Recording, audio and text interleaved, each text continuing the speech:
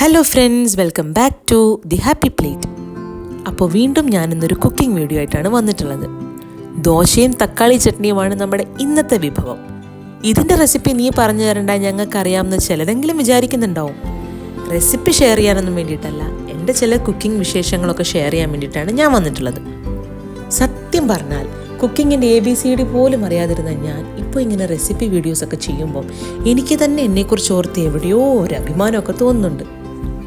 കുക്കിങ്ങിൻ്റെ ABCD അറിയില്ല എന്ന് പറയുന്നതിനെക്കാട്ടിലും cooking ചെയ്യാനൊന്നും ശ്രമിച്ചിട്ടില്ല എന്ന് വേണമെങ്കിൽ പറയാം. ഞാൻ ആദ്യമായിട്ട് ഇങ്ങനത്തെ കുക്കിംഗ് പരീക്ഷണങ്ങളൊക്കെ നടത്തുന്നത് തന്നെ വീട്ടിൽ നിന്ന് മാറി നിന്നപ്പോഴാണ്. ഞാൻ വർക്ക് ചെയ്യാൻ തുടങ്ങിയതിന് ശേഷം കുറച്ച് നാൾ PG നിന്നിട്ടുണ്ടായിരുന്നു.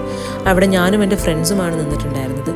അവിടെയാണ് എൻ്റെ കുക്കിംഗ് പരീക്ഷണങ്ങളൊക്കെ തുടങ്ങിയത്.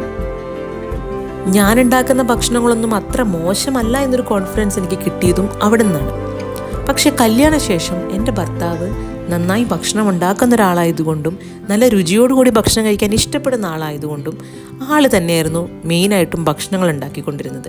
ഞാൻ മുന്നത്തൊരു വീഡിയോയിൽ പറഞ്ഞിട്ടുണ്ട്, ആൾ മെയിൻ ഷെഫും ഞാൻ അസിസ്റ്റൻറ്റ് ഷെഫുമാണെന്നുള്ളത്. പക്ഷെ സത്യം പറഞ്ഞാൽ ഒരു അമ്മയായതിനു ശേഷമാണ് എനിക്ക് കുക്കിംഗ് ചെയ്യാനുള്ള താല്പര്യം വന്നു തുടങ്ങിയത്. അതൊരു തള്ള വൈബിൻ്റെ ലക്ഷണമാണോ എന്നൊന്നും അറിയില്ല.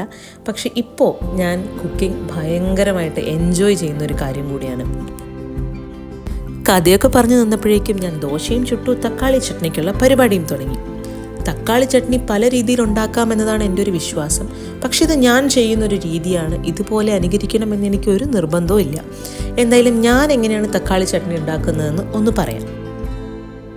അതിനായിട്ട് ആദ്യം ഒരു പാൻ എടുത്ത് അടുപ്പത്ത് വെച്ച് അതിലേക്ക് 1-2 ടേബിൾ സ്പൂൺ വെളിച്ചെണ്ണ ഒഴിക്കുക.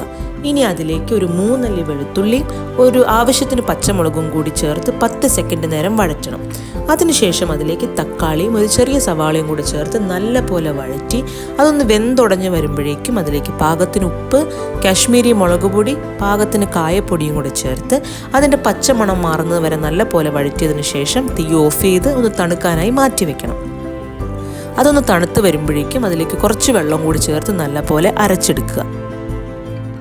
ഇനി അതേ പാനിലേക്ക് കുറച്ച് വെളിച്ചെണ്ണ കൂടി ഒഴിച്ച് കടുക് പൊട്ടിച്ച് ആവശ്യത്തിന് വറ്റൽമുളകും കറിവേപ്പിലും കൂടെ ചേർത്ത് ഒന്ന് വഴറ്റിയതിന് ശേഷം നമ്മൾ ഈ അരച്ച് വെച്ചിട്ടുള്ള മിക്സും കൂടി അതിൽ ചേർത്ത് നല്ല പോലെ യോജിപ്പിച്ച് ഉപ്പ് പാകത്തിനാണോ ഒന്നും കൂടെ നോക്കിയതിന് ശേഷം നമുക്ക് തീ ഓഫ് ചെയ്യാം. നമ്മുടെ തക്കാളി ചട്നി ഇവിടെ റെഡി ആയിട്ടുണ്ട്. അതിൻ്റെ കൂടെ നമുക്കൊരു കട്ടൻ ചായ കൂടെ ഉണ്ടെങ്കിൽ ഇതൊരു അടിപൊളി കോമ്പിനേഷനാണ്.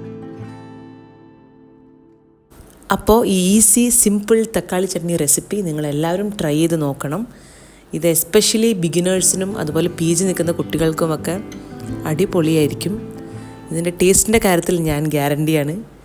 അപ്പോൾ എന്തായാലും ട്രൈ ചെയ്ത് നോക്കിയിട്ട് നിങ്ങളുടെ അഭിപ്രായങ്ങളൊക്കെ കമൻറ്റ് ചെയ്യൂ. പുതിയ റെസിപ്പി വീഡിയോസുമായിട്ട് ഞാൻ വീണ്ടും വരാം. ബൈ.